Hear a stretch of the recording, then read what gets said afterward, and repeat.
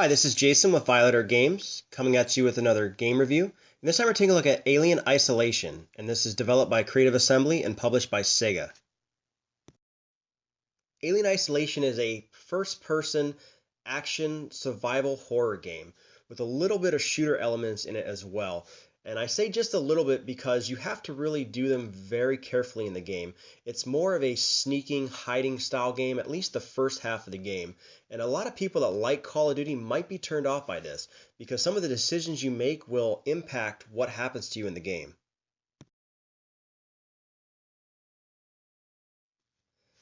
Amanda Ripley arrives on a space station trying to find her mom and essentially encounters an alien, and all hell breaks loose at that point.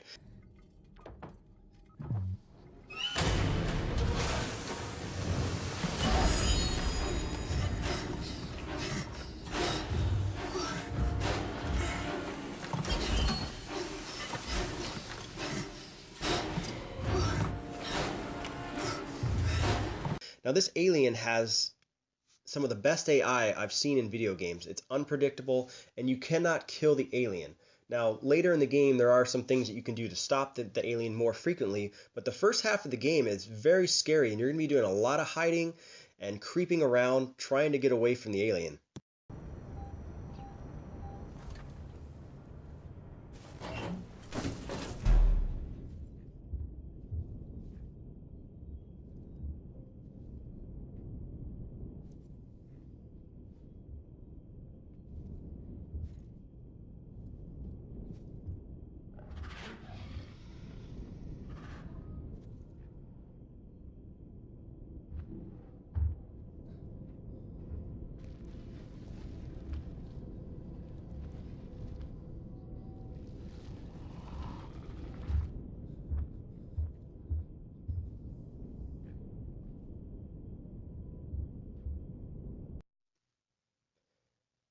Now, other than the alien, you also have to deal with human characters, special forces, and synthetics called Working Joes that have basically gone crazy and have other directives to stop any humans they encounter.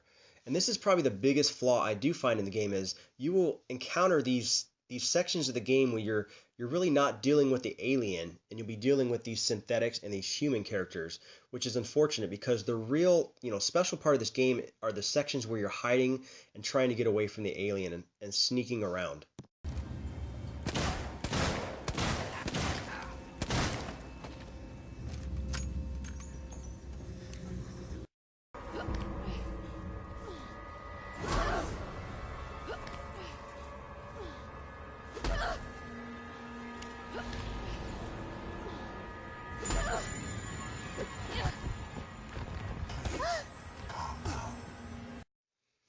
Now, to help fight against the alien, as well as the human characters and the Working Joe synthetics you encounter in the game, you get to scavenge for different things that you can actually build different items, smoke bombs, flash grenades, as well as you get different weapons, the flamethrower, shotgun, the bolt gun, which help you progress through the game.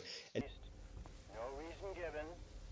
The new guy is more than capable, I'm sure, but only getting 2 days notice for this kind of thing is crazy. I'd just like an explanation. We'll be ready for our load when we get the call. Dallas, Untitled Captain, signing off.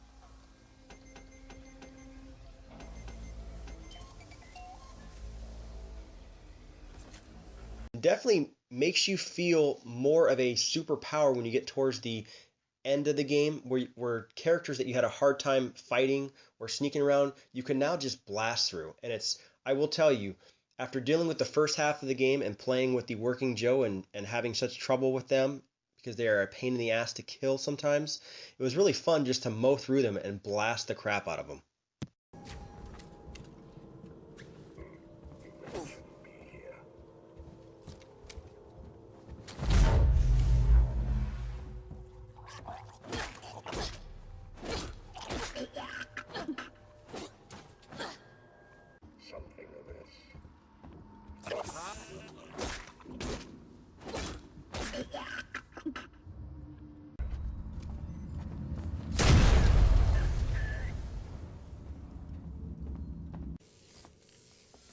Biocontainment hazard level Omega, Apollo, and the working.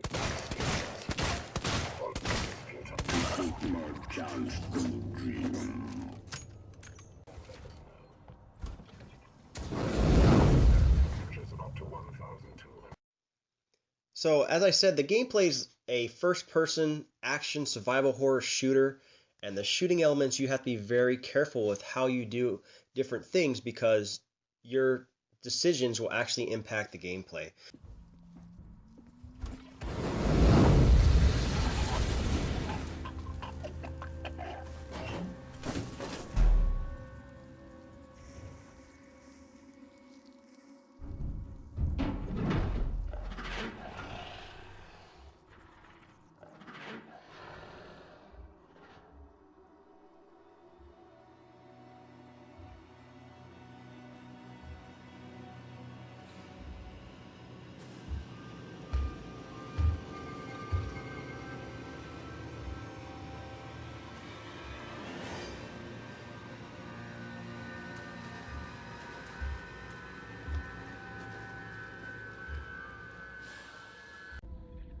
Listen, there's someone in here with us. Just stay calm and find them.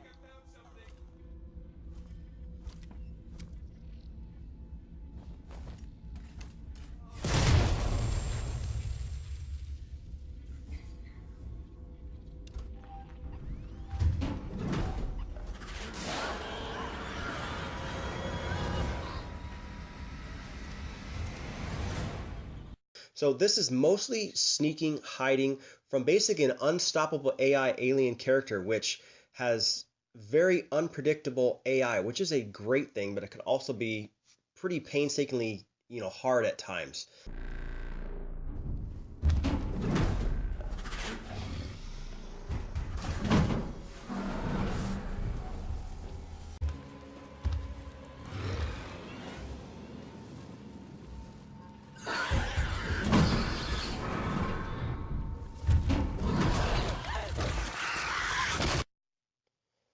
And one thing to take note in this game, you will die a lot in many different ways. The alien AI is so unpredictable, you never know what's going to happen. It's a doctor and that senior medical officer. Should be able to find out where they're keeping everything.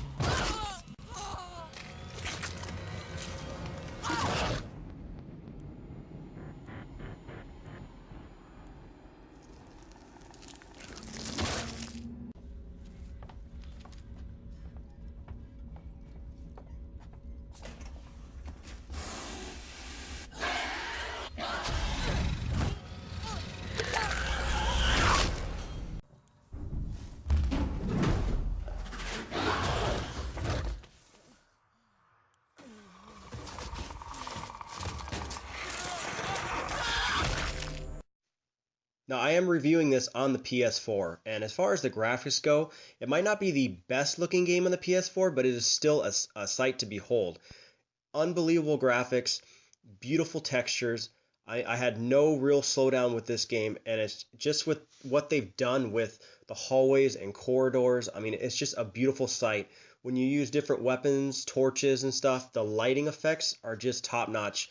There's smoke effects, and they did a really amazing job with this game.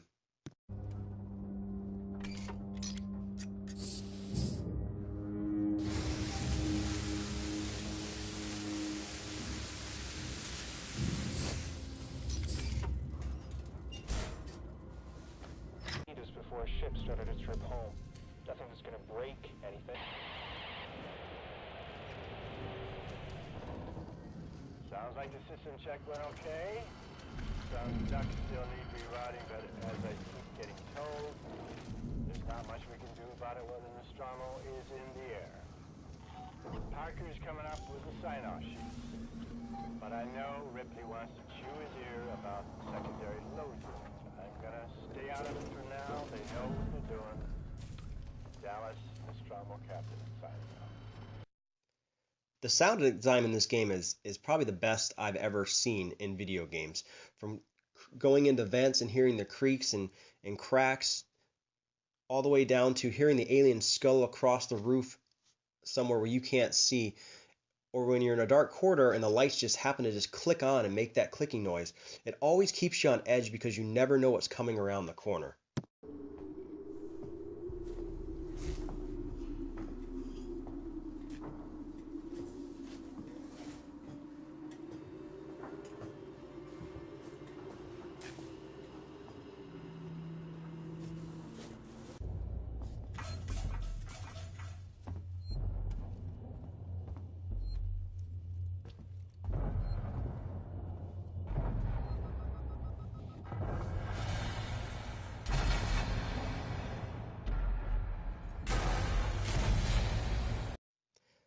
I played this game two different ways, with Dolby Digital Surround Sound and then with headphones, and I actually found the headphones like way better as far as the sound is concerned.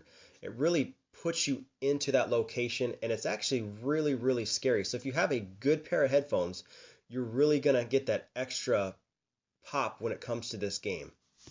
Now, as far as overall gameplay time for single player, you're probably looking about 13 plus hours. It does depend on how you play the game. I mean, there are stretches of the game where you can actually sneak more and not use some of the weapons and make it more difficult for yourself, or pump it on some of the extremely hard difficulty settings, and it will definitely, give you some painstaking extra hours of gameplay. The three things I like best about this game would obviously be the atmosphere of this game. Some of the best atmosphere I've ever seen in video games. The graphics, the sound design, and the first half of the game, sneaking and hiding, it makes this game so intense.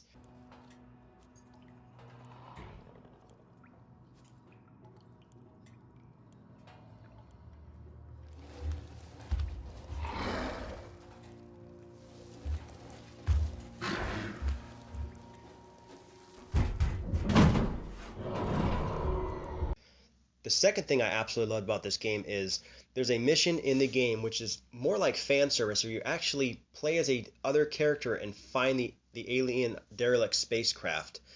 Very reminiscent to the original Alien movie, and it is done extremely well. And while you just basically walk around and look around, it is by far probably my favorite part in the game, and absolutely a sight to behold.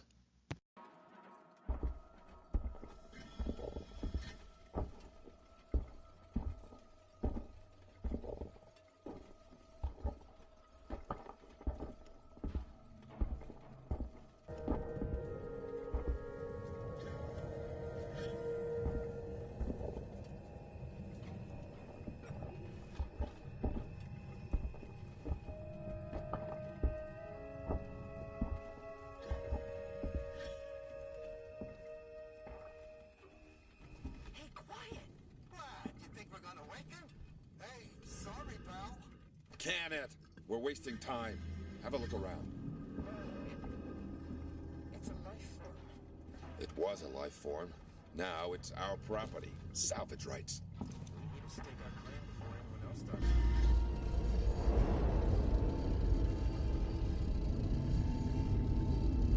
Oh my god. Over here. Watch the car.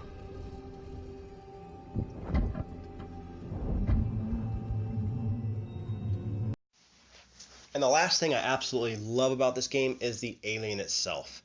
Now, being graphically stunning in this game is one thing, but the AI in this game is downright brutal at times, which I really, really like. They did an amazing job making you feel scared and not knowing what's going to happen next.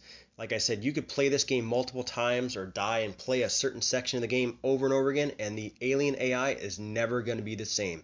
You never know when he's going to appear, what it's going to do, and it just really makes this game a star in my book.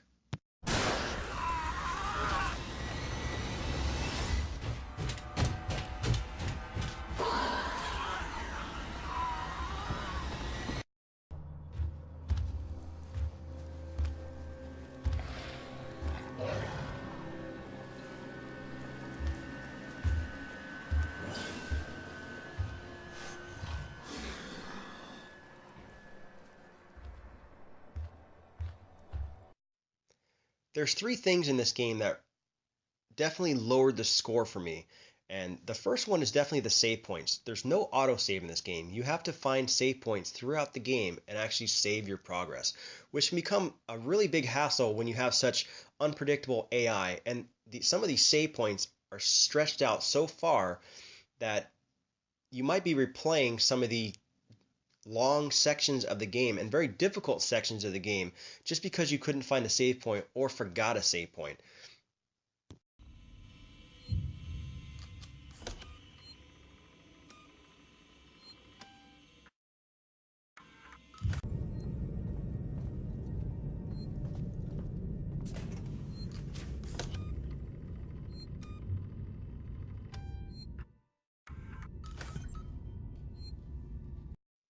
The next thing I really didn't like with this game is once you get the flamethrower in the game and some of the other weapons, the game tone changes from a survival horror more to action, where you can actually confront the alien more with your flamethrower and keep him at bay.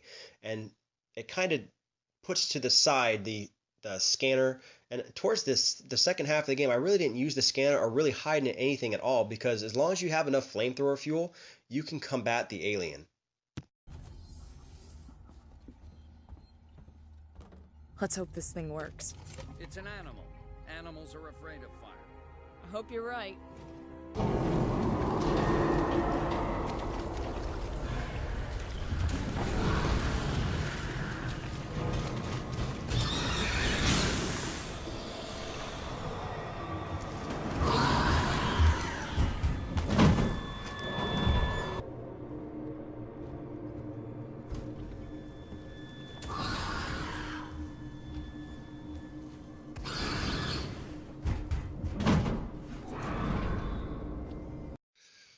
And the final thing that I didn't like about this game is the ending. The ending has one of those very, very ambiguous cliffhanger endings, and I really hate those in video games. I'm glad they didn't have a true ending that was only revealed in the DLC content, because that would have really pissed a lot of people off. But it definitely leaves it open for a sequel, but I really hate that kind of stuff. You really get no closure at all in this game. As far as a final score for this game, this is probably one of the best games I played in recent history. I really can't remember anything like this that made me want to play it all the time and play through it. And just the overall atmosphere of the game, and the scares you get and the feeling of suspense you have is really unmatched in video games. Like I said, a lot of people might not like this because of the sneaking factors, and it's more leaning towards the hiding and sneaking as opposed to the gun blasting of a Call of Duty game, but it's done extremely well. And like I said, this game is going to get a higher rating if you're an Alien fan. For me, a huge fan of the Alien series, I would give this a 9 out of 10 hands down. But to the average player, I definitely would recommend trying it even if you're not a fan of the Aliens, and I'd probably give it an 8 out of 10. But an overall fantastic game.